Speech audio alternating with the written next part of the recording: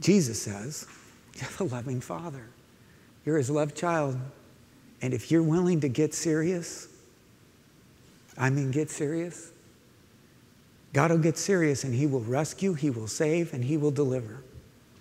Now, I know there's some of you that are saying, yeah, I tried the prayer thing. I prayed, but nothing happened. And when you say nothing happened, even in your mind, I want to talk to you about that, because that's not true. Something happened. You just don't know what happened. Some of you, you think that every answer to a prayer is yes. And I've listened to your prayers, and you're insane. The stuff that you're asking for, it would ruin your life. People wouldn't like you. Your spouse would leave you. Your kids would disown you. It would ruin you. And you think it's what God wants to give you. And everybody's going, are you insane? You can't handle that kind of money. You couldn't handle that. You just, no.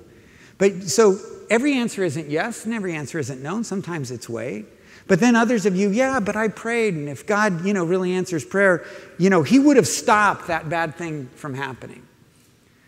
And let's just remind ourselves, why doesn't God stop all the bad that happens? Well, one is God gives us freedom. Secondly, the bad in this world is because of our rebellion.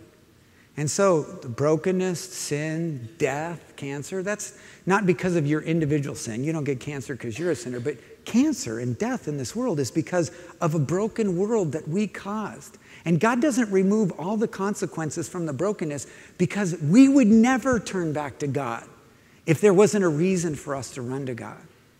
But God says that he's able to even work in this broken world because of our rebellion and our running from God, that he is working on our behalf to restore and to rescue and to rebuild. That's what God does, and he does that in part through prayer. And so bad things happen and you go, well, he never answered because he didn't protect me, or he didn't do what I wanted to do, or he should have had, he should have. And when you say God should have, what you're really saying is, God is not loving and gracious. He is that unjust judge, and I am a widow.